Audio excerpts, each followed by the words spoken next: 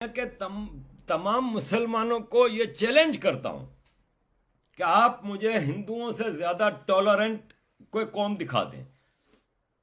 ये कुतुब मीनार और ताजमहल की बात करते हैं जिसकी बुनियादों में हिंदुस्तान दफन है। ये हिंदुस्तानियों ने बनाए हैं। और कुतुब मीनार की बुनियादों में जाएं, आपको वहां पे इंडियन हेरिटेज मिलेगी।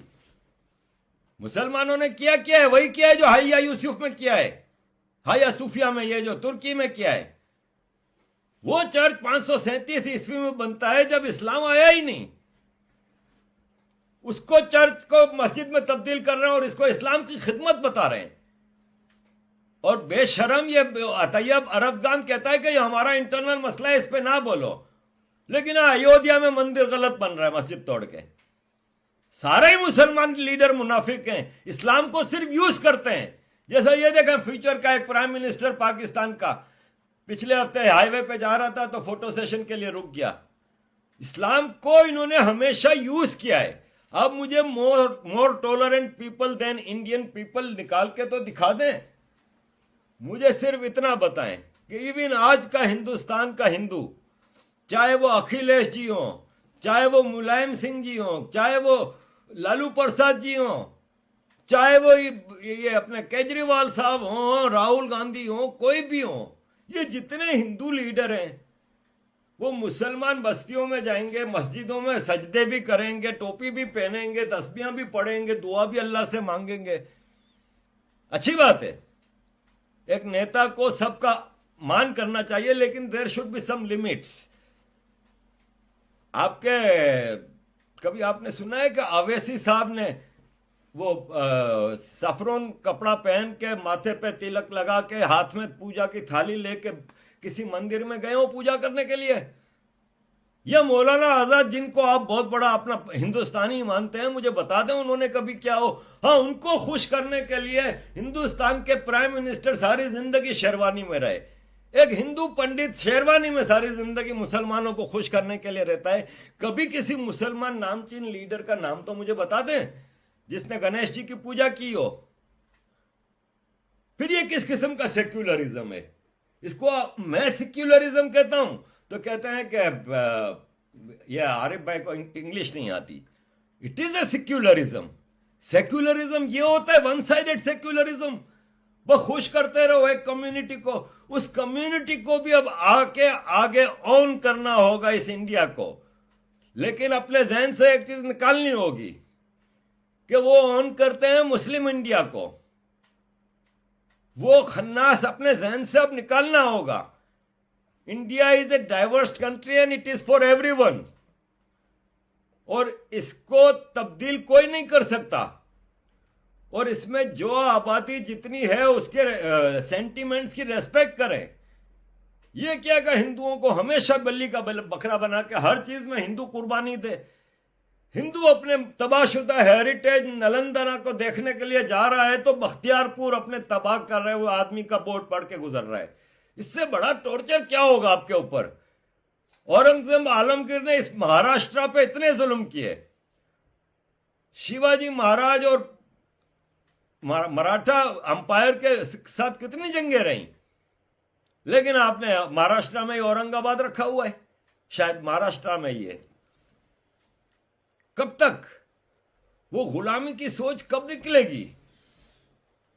हमारे पाकिस्तान में और इवन इंडिया में भी शायद सबको यही एक जहन में डाला गया है कि अंग्रेज ने जब ये हिंदुस्तान हासिल किया तो मुसलमानों से हासिल किया।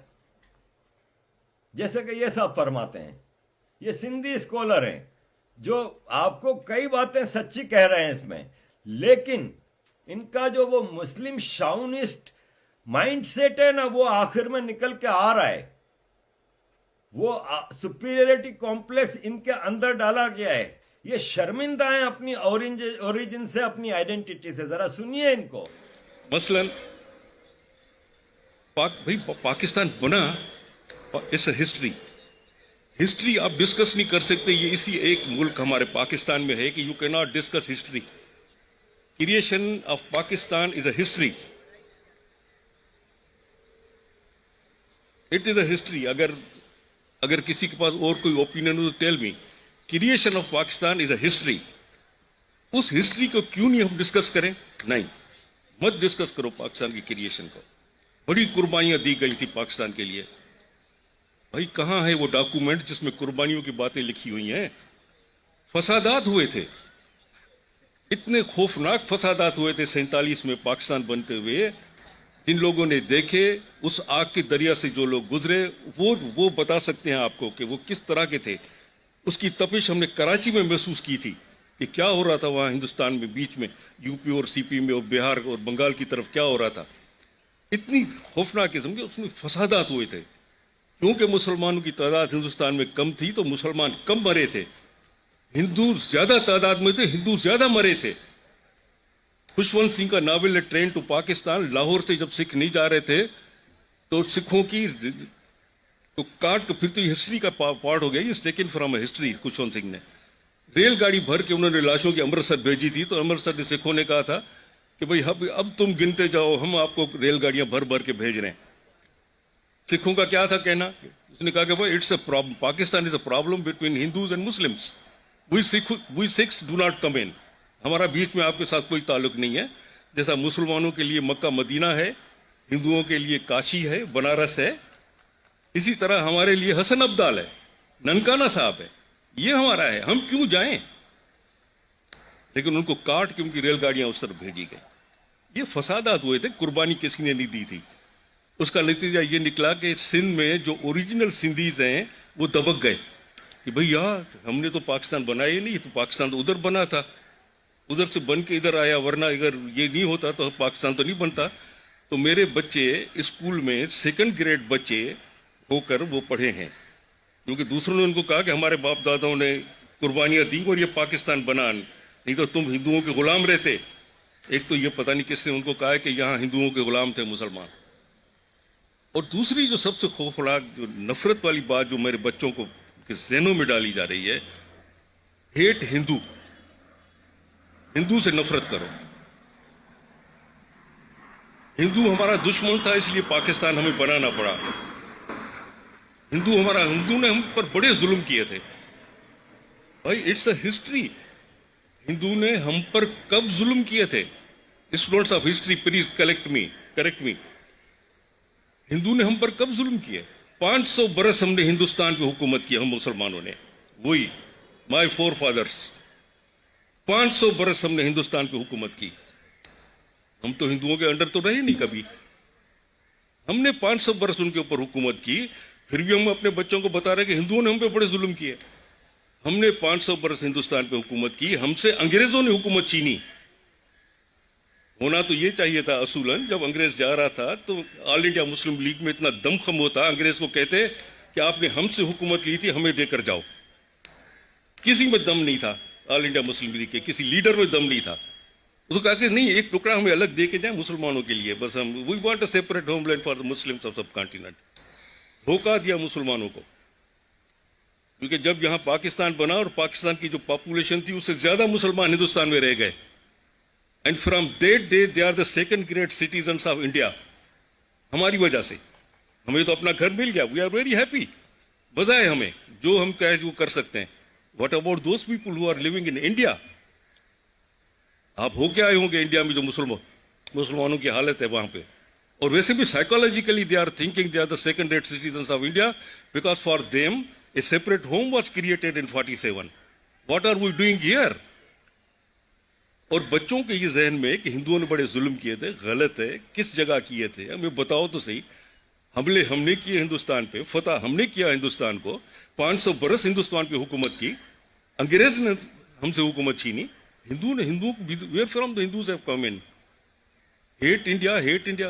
किसी जमाने में था पाकिस्तान का मतलब क्या, ला इलाहा इल्लल्लाह, ये बाद में बना। कहीं भी ऑल इंडिया मुस्लिम लीग की किसी तारीख में ऑक्सफोर्ड यूनिवर्सिटी ने उसकी उर्दू का ट्रांसलेशन है क्या है, उसको भी पब्लिश किया है पिछले साल। It's a nice reading, excellent from day 1 to 47 तक।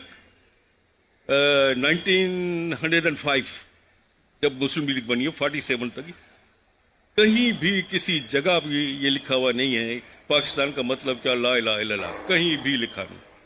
ये हमने नारा सुना। अब जो नारा लगाया नहीं जाता, लेकिन हमारे बच्चों को महसूस किया गया है पाकिस्तान का मतलब क्या, हेट हिंदू। भाई हेट हिंदू, हमारे पास हिंदू तो गिनती के हैं, 2-4 20-25 करोड़ मुसलमान बैठे हुए हिंदुस्तान में। आप आटे में बराबर हिंदुओं को यहां हेट करोगे तो वो जो 20-25 करोड़ वहां बैठे हुए आपसे ज्यादा, उनके लिए मुसीबतें खड़ी कर रहे हो आप लोग। No one thinks about it. They have their own agenda. हम एक हैं, हम एक हैं, हम एक हैं।